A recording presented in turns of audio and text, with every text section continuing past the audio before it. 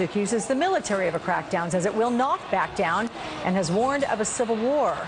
Joining me now from Cairo, NBC's Ayman Mohyeddin, and also from Washington, former State Department Egypt desk officer Joel Rubin. And with him, welcome to the both of you. Ayman, I'm going to reach out to you first. These latest allegations against Mohamed Morsi, talk about that and the timing of this arrest. So he's got 15 days at minimum from this point forward to be behind bars?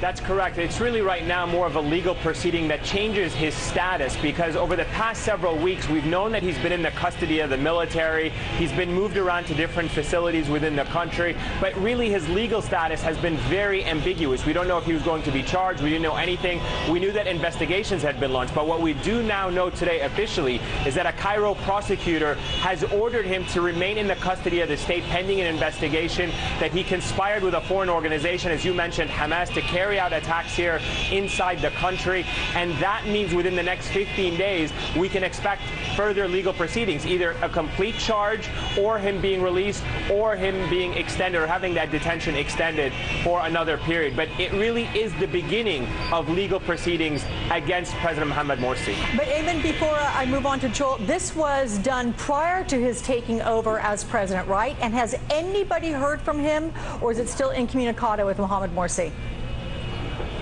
He is still incommunicado. Speaking to officials here in Egypt, we know that a lot of diplomatic effort has been made to try and get people like the International Committee of the Red Cross, maybe another international organization, maybe his family to speak to him. But so far as we understand it, he has had no communication with anybody outside of whoever is keeping him in custody. We do know that the charges that he's being investigated for do predate his time as president. In fact, they go all the way back to 2011 when Egypt had its first revolution, when they ousted the former president, Hosni Mubarak. They accused President Morsi of escaping from prison. He, at the time, obviously was a political. People are questioning how he managed to get out, and that's precisely why some are saying this is a very politicized charge, because you've had 2 years to charge and try the president before he was the president.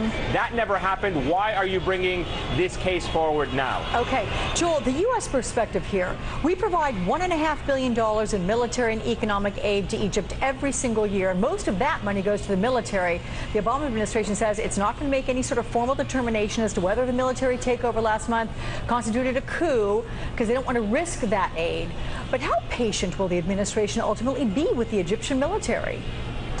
Well, Alex, the administration, like much of Washington, has really no appetite for cutting off the aid. Both chambers of Congress this past week had action about Egypt. Nobody called for aid in any of the text that was passed to be suspended. But the administration did withhold sending F-16s to Egypt this week, a kind of measured response to it. So clearly they're trying to send signals to Egypt and to the military, who is the key player in this, that there is not unlimited patience with this process, and they do want to ensure that the aspirations of the Egyptian people calling for democracy, that is really followed through. Joel, I'm curious, when we send over this $1.5 billion every year, is that at all sent to designated areas that the U.S. either has control over, specifying where this money goes, or can make recommendations, or does it just get handed over to Egypt?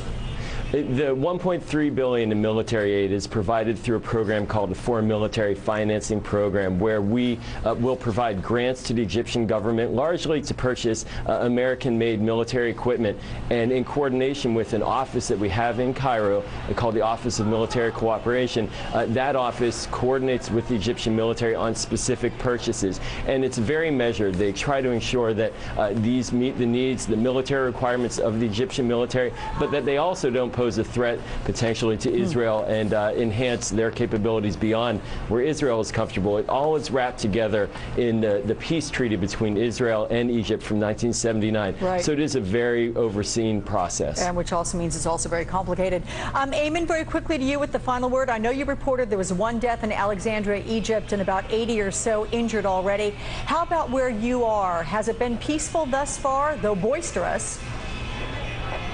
Yeah, no, certainly. It has been relatively calm, although the numbers are getting larger because the sunset here, people are going out into the streets. It's cooler temperatures, and so more likely we're going to see the kind of violence we've been seeing over the last several weeks unfold in the coming hours. In fact, just in the past few hours, health officials have revised that number. The death toll now stands, according to one spokesperson from the Muslim Brotherhood, the death toll now stands at 2 people killed and 300 or so injured. So we expect it. San Diego's mayor to resign as 4 more women come forward to accuse him of sexual harassment.